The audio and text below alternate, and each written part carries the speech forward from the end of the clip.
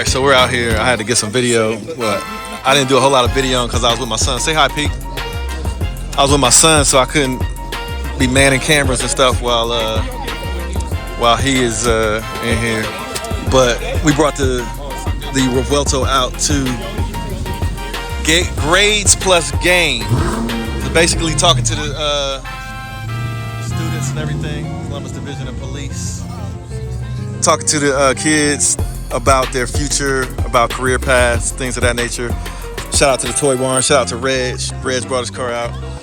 And yeah, so we bought the Revuelto out. And this is one thing you gotta do. You gotta get back. Let them dream. That's what they say. Yeah, there it is. Well, we just left the car show for the kids. And in the Revuelto, and got caught in the rain. So a lot of people wonder if you're in a supercar or a hypercar or something like this, if how they drive in the rain. And do you drive it in the rain? Do you daily drive, that kind of thing? I don't daily drive this car, but I have rallied my supercars. I've never rallied this car and don't plan on it because I don't want to put that many miles on it. But as you can see, I'm not afraid of driving it in the rain. Now, I am afraid sometimes of the blind spot in this freaking car. I'm afraid of that. I'm making a turn. I hate the blind spot. The fact that this car does not have a blind spot monitoring system is criminal. It's negligence on the part of Lamborghini. I'm so mad at them for that, because this blind spot in this car is really, really bad. Like, that's my blind spot. I got my son with me. On the driver's side, you can see a little bit better, but on the passenger side, you can't. So you gotta rely on your mirror setup. And sometimes, you know, your mirrors are not 100%. So that's really the worst thing. Driving in the rain is very sure-footed. Like, it's no hydroplaning going on. Like, some cars, like, they're so light that, and depending on what tires you have, every little patch or puddle of water, you feel the car kind of lift up a little bit and hydroplane just a tad, depending on how fast you're going. But in this car, it hasn't done any of that. It's like completely planted. It feels like. Now, I'm not pushing it, and I'm not going to push it in this car. But no, you don't have to be afraid to drive a supercar or a hypercar like this in the rain. I have, as far as tires, I got some big giant tires on here. I got the 21, 22 tire setup. And we just came from a car show talking to the kids. It's called Grades and Game. Took my son with me. Say what's up, Pete. My son likes going out in the cars. But man, now this car drives great in the rain, man. You just got to be careful of your blind spot, and you got to be careful of other people around you. But like, it's planted, man. It's really, really planted. Drive. Probably out of all of my supercars, this one feels the best in the rain, funny enough. But this car is actually kind of heavy, so that might have something to do with it. It's how heavy the car is. But you don't have to worry about getting out. What you are going to have to do is, once the weather dries up and everything, you're going to have to detail the car, either yourself or get somebody to come detail it. And that's going to cost you $100 or whatever. But other than that, driving a supercar in the rain or something like this in the rain is not a problem. And especially when you go take your car out for a good cause. I actually just came from doing a car show, speaking to the kids at it's a summer program that they have with Columbus Parks and Recreation. And the kids are like high school age. Some of them look like they were middle school age as well. all the way up to like 20 or 21 years old. So when you have a car like this, I feel like that's the best thing you can do with it, is use it to inspire some young people and show them that hard work pays off. So that's what we did, and that's why getting this car wet in the rain doesn't really bother me, because I use the car for its purpose. Now, to the other topic of the day. While we're driving, man, the jury's still out if we sell this car or not. This is the most expensive car I own and the most expensive car I have ever purchased. So, you know, with it being that expensive, it becomes the first one on the chopping block. You know, when you start trying to save money and cut back on your expenses, stuff like this is the one that you're looking at like, I don't know how much I need this. But you guys drop me a comment, man. Let me know how you're doing. Let me know how this economy is treating you, how we're surviving. And my tip for the day is, when stuff gets tough financially, like in the economy and stuff like that, even if it hasn't touched you yet, be prepared for it and get ahead of the curve, so that if it does touch you, you're already prepared for it. And the way you can do that is minimize your expenses and cut down on the fluff, cut down on the stuff that you don't need as much as you can, right? So for me, I got a couple of cars too many, so I'm gonna cut out a couple of cars and get my expenses down. That's on the personal side. On the business side, you know how if you're on a business, man, you got all kind of little stuff that you pay for that you may or may not need, but as your business is doing really well and you got a bunch of employees, you start paying for services and stuff that you didn't really need. So I got to go through my business with a fine-tooth comb and start cutting out some expenses that I don't need. So that's my advice, man. Even if you're not affected, you know, by this current economy and what's going on, be prepared. You know what I'm saying? Be prepared. Get ahead of the curve. Minimize your expenses. Maximize your earning potential, which is exactly what I'm on right now. So y'all stay tuned, because I'm going to take you guys with me as we do it. So, for example, if I do sell this car, I'm going to take you guys with me on the process to sell it. Everything that had to happen. So, and it's nothing to be ashamed of either. If you have to downsize or whatever, that's nothing to be ashamed of. There's nothing to be embarrassed about. I mean, embarrassing is when you put yourself into the position where you didn't downsize or you didn't cut down your expenses, and then you run out of money or something like that. But it's not. Don't be embarrassed when you're making sure that doesn't happen by cutting down your expenses, things that you don't need, and living life intelligently when you need to. It's just like when things are going really well, you might be able to buy a nice car. You might be able to pay for a nice dinner or go on a nice vacation. But when things are tight, you don't be going on them super nice vacations or buying the nicest car out there when it's time to re-up, or doing some of those more expensive things. You don't do that when it's not the season. But when the season is good, cool. It's like you have a good Christmas. This year was good, you have a good Christmas, you know what I'm saying? But if next year is bad, tighten up on Christmas, man. Just wait, ride it out, and then next year's Christmas will be even better, you know what I'm saying? But you don't want to get to the point where you put yourself out and you're in a really bad position.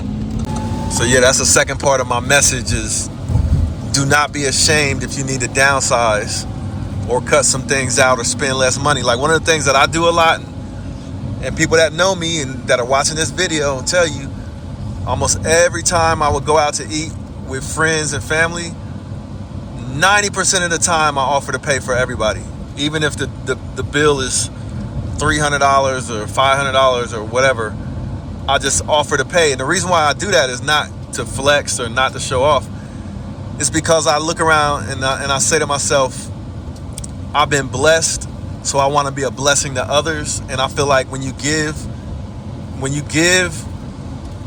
you open the door to receive one way or another. It might not be from that same group of people or that same table, but people will remember your generosity and that you always try to share. So, you know, I've done that in the past, but right now, hey, I'm not, my revenue coming in is not what I want it to be right now. So I'm not going to be spending like it's all gravy. I'm going to be spending more thrifty. So I might go out to a group dinner and it's like, hey, as soon as that waiter asks how we splitting the bill, I'm telling you, everybody's splitting it. You know what I'm saying? And I'm not embarrassed or ashamed of that or nothing like that. It's just, this is what it is. When it's good, I got you. But when it's tight, I'm tight. Just because I gotta be. So you can't be ashamed of that or be embarrassed or anything like that. So, you know, this is just your uncle talking to you on a rainy day, getting rained on in a Revuelto, and cherishing every drive in it, because I don't know how long I'm gonna have it, because I don't fall in love with these material things. I look at them. I mean, I was gonna sell this car sooner or later, no matter what.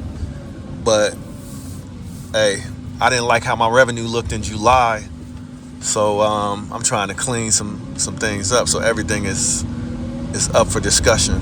All right, so be smart.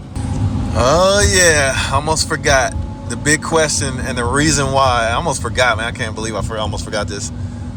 The big reason why people ask, can you drive this car in the rain, is the exposed engine. This car has an engine. This also has a front lift. Let me press this button for the front lift. Nice front lift. But this car has an engine that's exposed to the weather.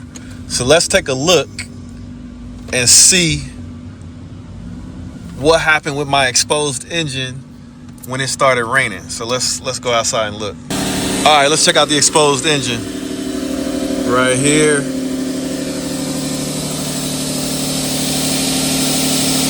It did get wet. The car is revving high because the battery is charging up before I park it. But it's not smoking or anything like that.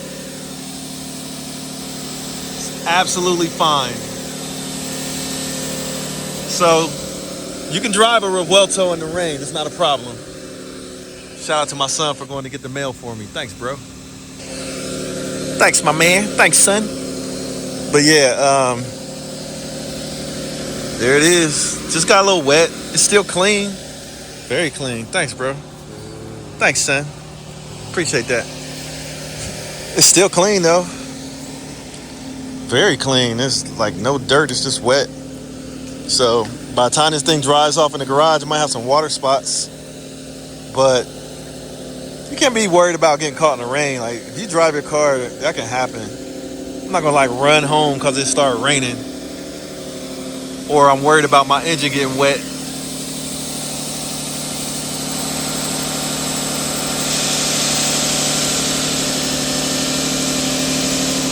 But yeah, no worries.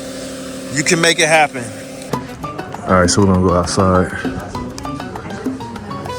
and see the kids outside. We got the little gaming set up in there.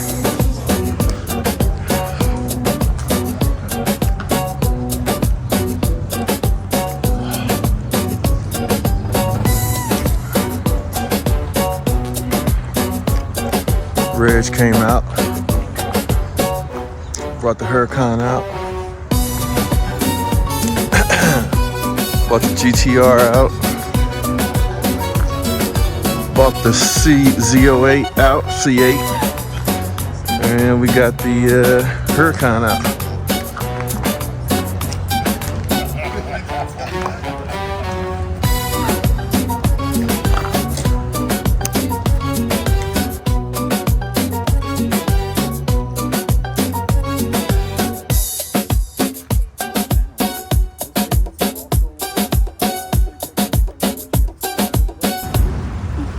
Like Timo stuff.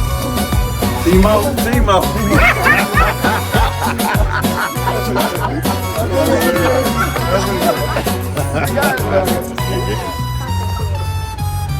Oh. Okay, yes, sir.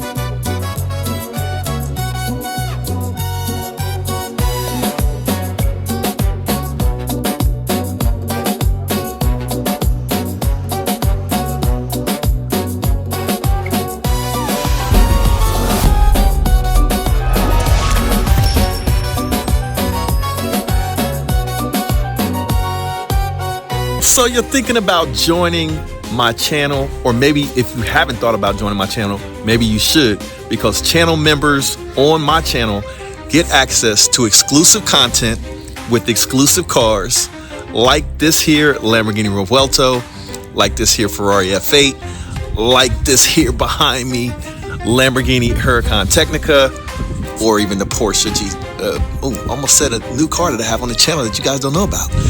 But this Porsche 911 Carrera T, the RS3. All of the videos that I upload on this channel, my channel members get to see those videos first as soon as I push them out, and then they're released on a schedule.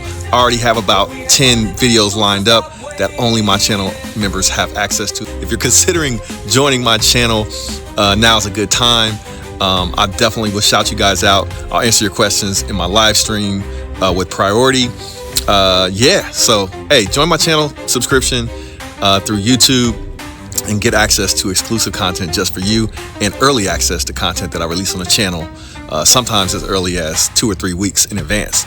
So yeah, if you want the loose scoop, I got 2 cars that I haven't even released on the channel yet. So stay tuned, hit that join button.